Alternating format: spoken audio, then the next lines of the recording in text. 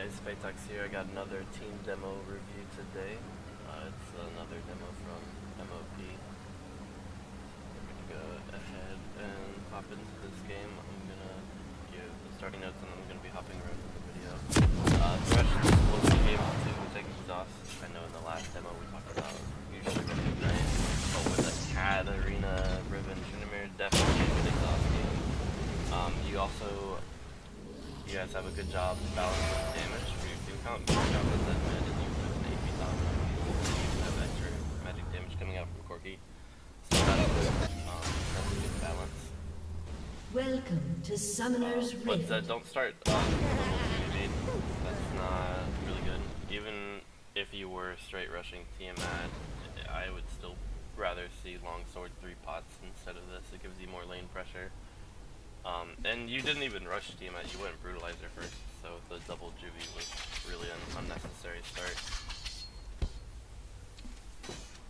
So I'm gonna start skipping around here. So at 250,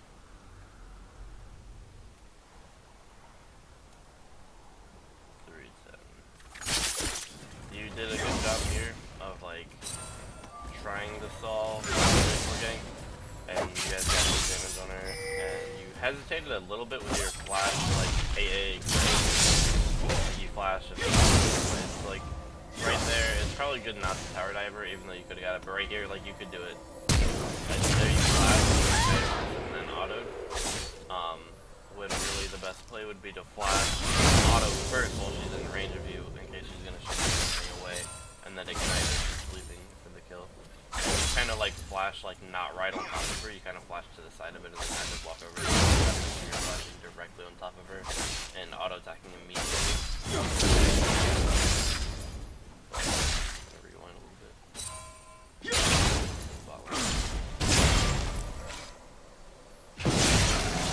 Thresh would be more aggressive with. You guys probably could have exhausted right away.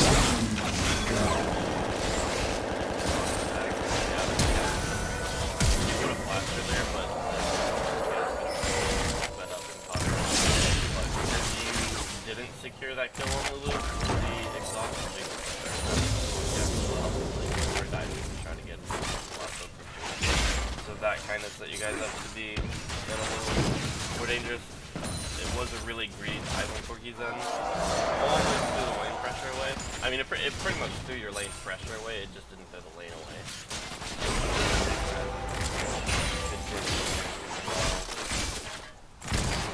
Right now, this is really greedy. You shouldn't be getting pressure.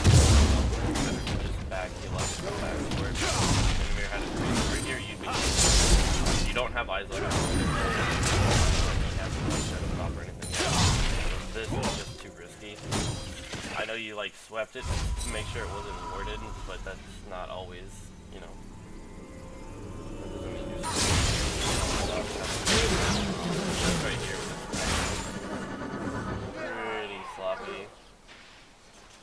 And all of this happened because Jinx had the health advantage and was able to continually poke you guys from the greedy dive earlier and then not using the exhaust right here when you had hooked Lulu to begin with. So I noticed a pattern in your play down bot lane is that you guys are really strong early, and then you try to overextend it, capitalize on something, and you try to get a little greedy with it, and it sets you back behind, and the enemy lane kind of like catches back up from that. Whereas if you guys just tried to do early game a little bit cleaner, then you wouldn't have this problem right here. This was a good kill, by the way. The early kill you got a double that. It was pretty much just her walking up to you when she shouldn't have, and you just auto-wing her with empowered over for like 2 or 3 times, and she dies. You didn't even have to use any abilities for it. It was pretty funny. So that's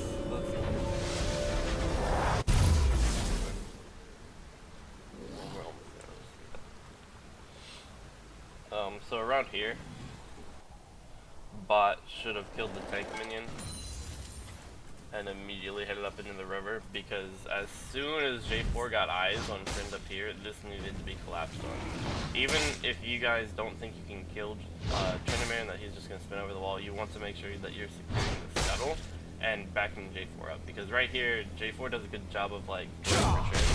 The dash over the wall is a little greedy when bot lane is not even coming, because it brings you jinx. Like, this whole time bot lane is not coming up at all. They're not reacting at all whatsoever, which is really bad. And J4 ends up having to blow a flash, very easily died. So, and you guys are still, like, Corky is just now thinking about coming, and it's too late. But as soon as J4 saw him, like, there should have been reactions happening. There should have been, right here is call Trinzen River, and you guys don't need to clear this whole wave. All you have to do is just spam the Corky Q, Thresh autos. Thresh has his stacked up so he can execute the minions.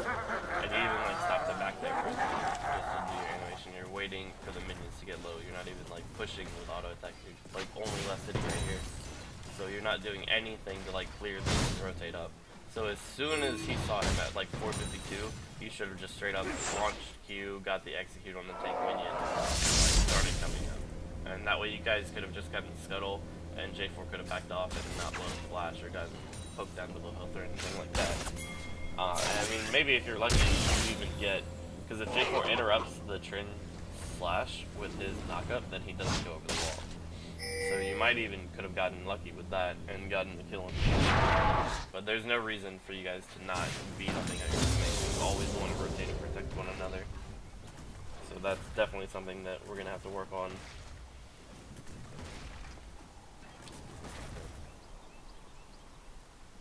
And right here, this is a greedy dive. Riven is full health. There's no reason to go for a tower dive here. Tower dive on top is fine, but you do it when someone's been poked down and you get it right here. Like there's plenty of farm right here for Rumble to take. You have no reason to be trying to force this game right now. But Rumble was already ahead of Riven. He has one kill on her, and he was pretty much killing her. Riven's down in farm. Like, just let Riven get bullied, and then once she's low, then go for the tower dive, because this dive right here is really poorly. Okay, so a big reason why it goes poorly is that this Rumble ult is off of the map. Like, this Rumble ult, see, it starts like right here and goes all the way up here. That's the Rumble ult should be like horizontal right here to trap her if she tries to go on this side of the tower, or you can put it diagonally this way to cut her off to make sure that she has to get pinched right there so that J4 doesn't miss his knockup or you don't miss harpoons or anything like that. So you can either like hold right here to force her into here so you hit all your skill shots, or you just lay the Rumble down there so that she sits on the AoE and just gets Shrek. But so J4 went in, tanked the tower. Riven's still at like 75% health, and J4 is about to die to the tower. So like, this dive didn't go well. Even if the Rumble had landed, I still don't think it was a good dive. You should have waited for Riven to be low. But here Rumble almost gets it, and if you had landed the Rumble, like, that would have been a kill, and it would have been a 1-for-1, which wouldn't have been the end of the world. Now here you do a really good job of like 1v2ing them, like Riven is 6 yet, and you have good advantage over Trinamir. He doesn't have so him coming in is just like kind of obviously, especially with how much they aggro. Like they get low health pretty much all from aggro and a little bit of your flame spitter. And here you could just like, if you still had Rumble Wall, you could have just like laid down Rumble Wall for an instant double kill, and like it would have been so great. So there was really no reason to like try that dive earlier and waste your ult off the map. There's a couple bad Rumbles in this game, but I think I'm not sure whether you really understand how the ability is used. It's just like the like your drag, even if it's forecasting, you like still control what direction it goes in. So there, I'll show you a couple other stuff, like how to improve on that a little bit more. 713. So this thresh, this is a good attempt at Q-Monster gank, but it needs to be played a little bit differently.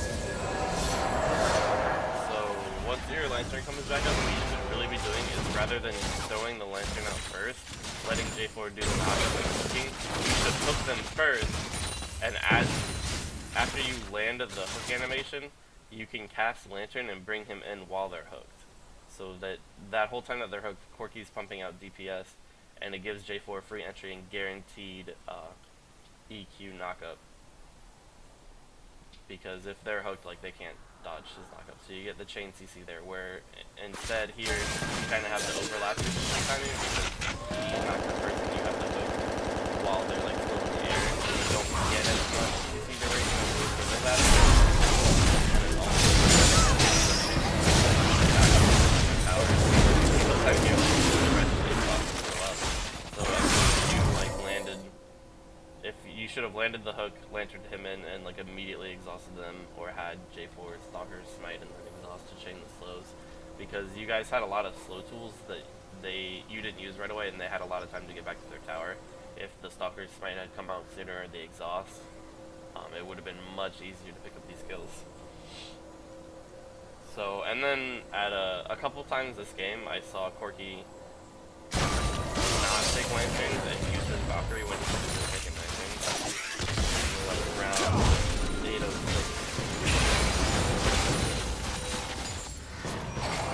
But here, rather than lanterns, Corki, and it's really important to just take the lantern, because if you come in and then like Trinity comes in for you need that escape from Valkyrie. Or if you take the lantern and then they flash, you want Valkyrie to keep chasing them. There's reason to Valk when you have a lantern. You do it at 806, you do it a couple of times this game. I just wanted to point that out. So keep that in mind. I know you were polymorphed right away, but you kind of panicked when you came out of the CC and just used your own ability to hit. So, and then here, we'll go back.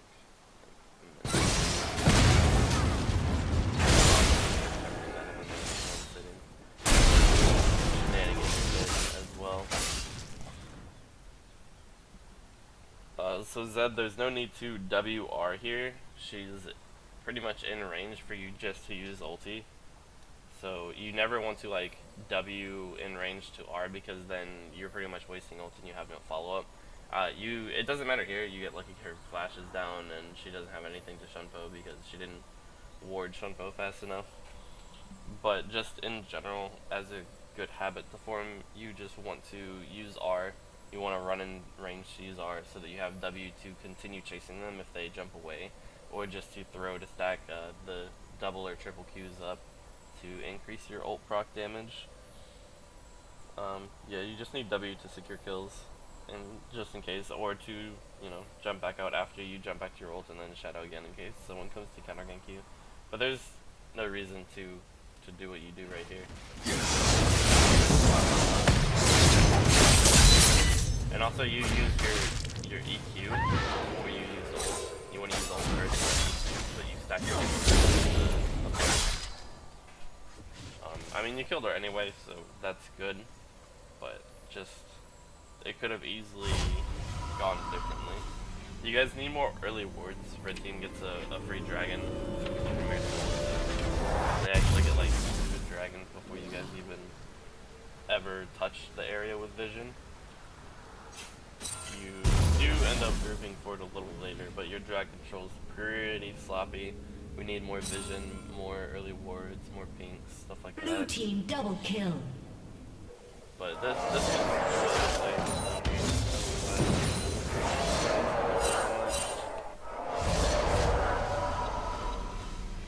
skipping a couple minutes ahead.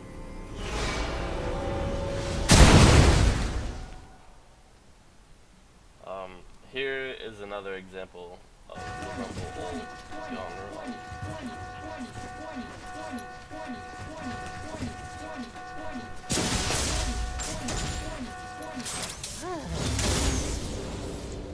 So right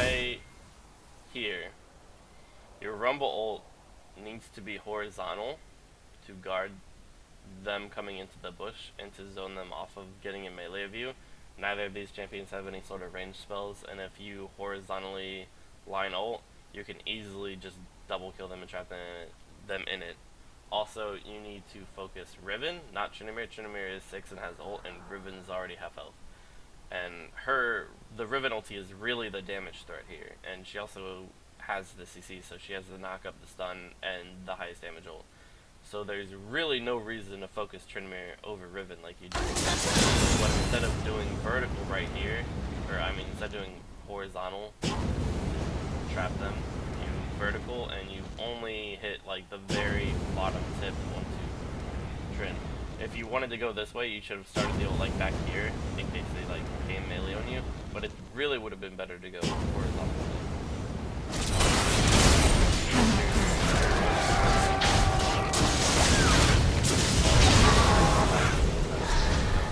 Luckily, Zed's been rotating up and gets a double kill, but this could have easily been a double kill for you. If you had just focused Riven down, you wouldn't have gotten low health. You wouldn't have gotten spiked by the Riven ulti. If you had horizontally ulti, they would have been just completely destroyed. There's nothing they could have done. So, Zed, this is right here. You need to be quicker about jumping to your shadow, because you take so long throwing your W out and going to it, you end up having to flash for this. But if you had W'd straight forward instead of like diagonally like that, and you had like immediately like instant click to jump to it, you would have been able just to ult him right off the bat without having to burn flash.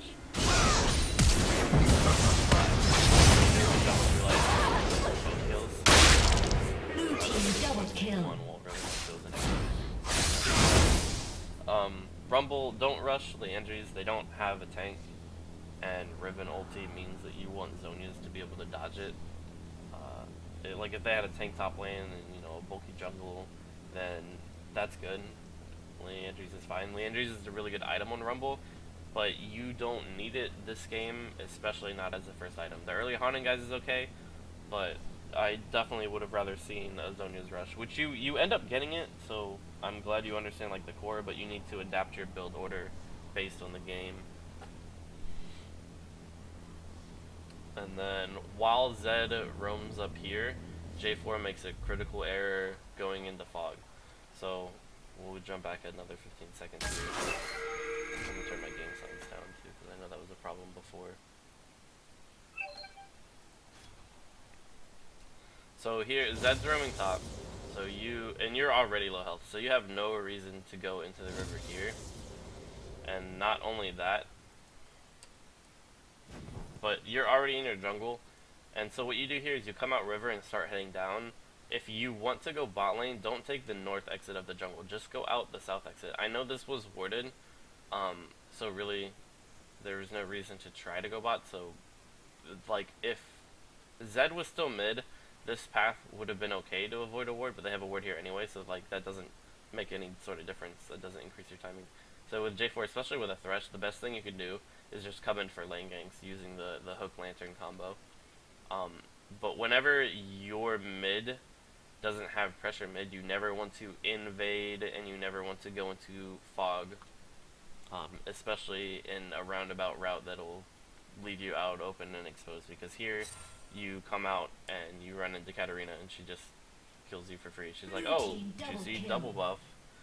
What a nice, delicious treat. So, but that could have easily been avoided by just not going out into fog when your mid laner is roamed up the top. You have no backup, you have no reason to do that. Around, yes, the same time. So we'll jump back to that.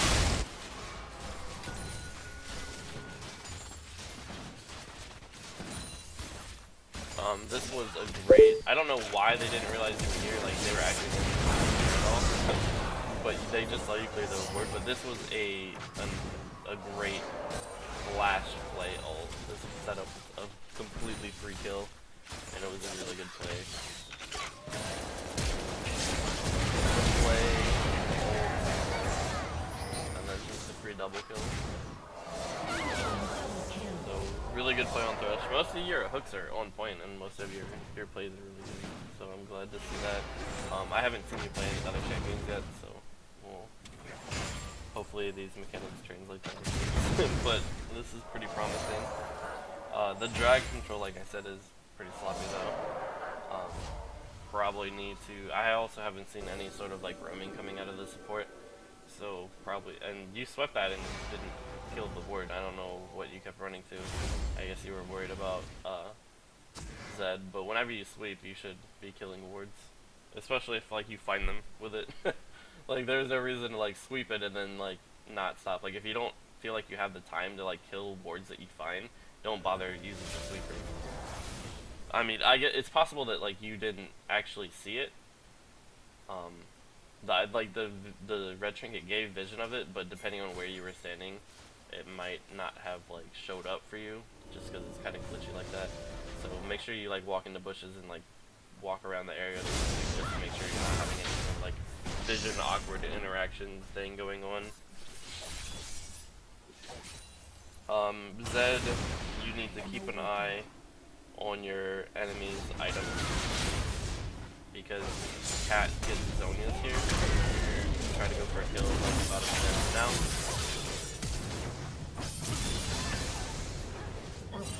When really, once she has Zonia's, you need to try to go and kills on her.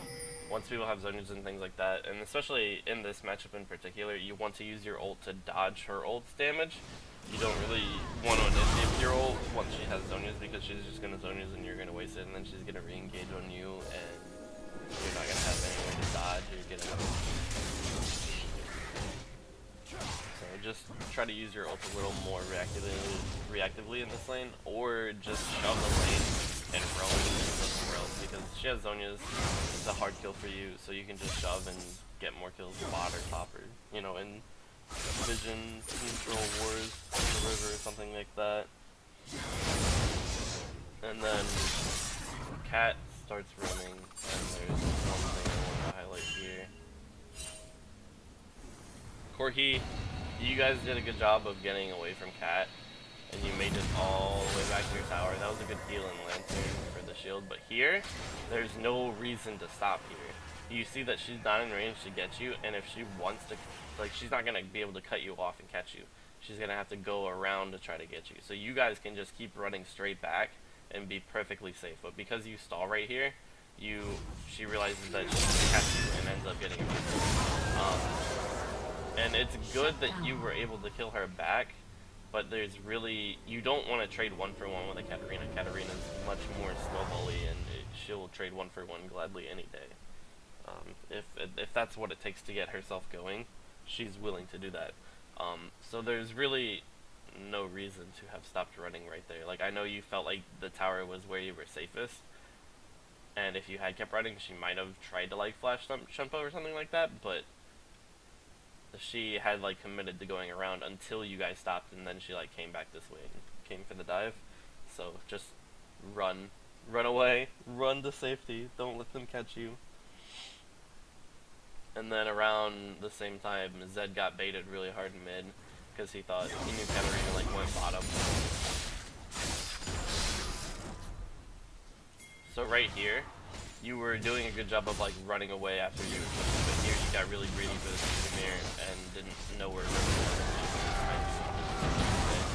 And honestly, even if Riven hadn't come, yeah, she didn't even get an assist. She just like traps you. Like, you died to Trinamere 1v1. So there's don't get greedy like that. Just farm and go for pushes.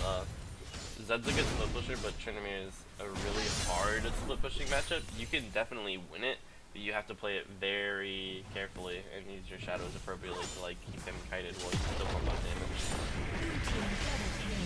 This teleport wasn't really that great. Like, you didn't save the tower. I think you ended up getting a kill on Riven. And again, here you're only like barely clipping Riven with your ulti. You like try to get her in the middle of it so that she has less options to run away. Because right there, if she had gone up, down, or forward, she could have got out of it. But if you had like done it horizontally, then she would have had to go back to get out of it. So you want to give them the least options as possible and make sure that you're using the full AoE of the ult rather than just like, you shouldn't only care about hitting the initial damage. You want to make sure that they stay in it and that you line it up with their predicted pathing.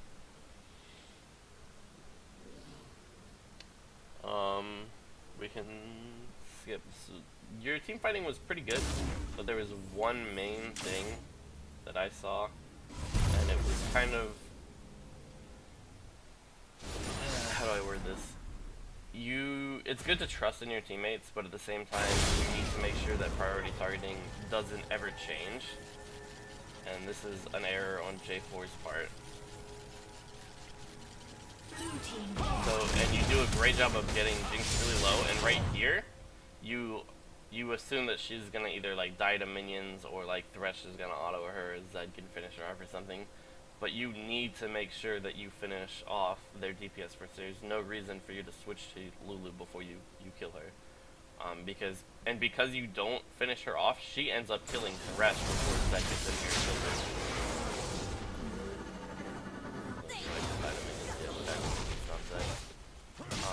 But so you sacrifice Thresh for nothing. Like, I mean, he could have like ulted or flashed away or something, but at the same, like, you guys have to make sure that you finish people off, because if she was a more mobile champion or had summoners up or anything like that, she might have been able to live there, and then that just would have been sad and you would have cried.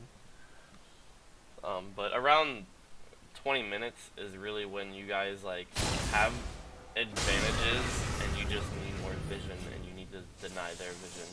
So like Zed should have a red sweeper by now. There's no reason for you to still have a trinket. And a couple people like Thresh and J4 should have upgraded red trinkets by now. You do a good job of like discussing who's gonna get what items. Like Thresh goes for Locket here, while J4 goes for Frozen Heart, so that's good. And the Randuin's rush is really good. It's good utility. If you didn't rush a Frozen Heart, or if you guys could have got double Locket, but they only have 1 AP, so that's not really necessary in this comp. But just keep in mind that double Locket isn't terrible. You can do it. It's fine, because you guys may not be in the same areas of the fight, so the double shields are fine. And then the Face of the Mountain plus the Locket is a really good double shield, and then you have Lantern for triple shield, so that works out well. But make sure you're finishing off targets and someone is calling in team fights who to focus, because you don't want to give away free kills like the Rush dying there. There's no reason for that to happen. But around, yeah, like I said, around this time, just try to get more wards out, buy more pinks. Not just Thresh. Everyone should have a pink on the map. Even the AD carry. Like right now, you don't have an item slot, so that's okay.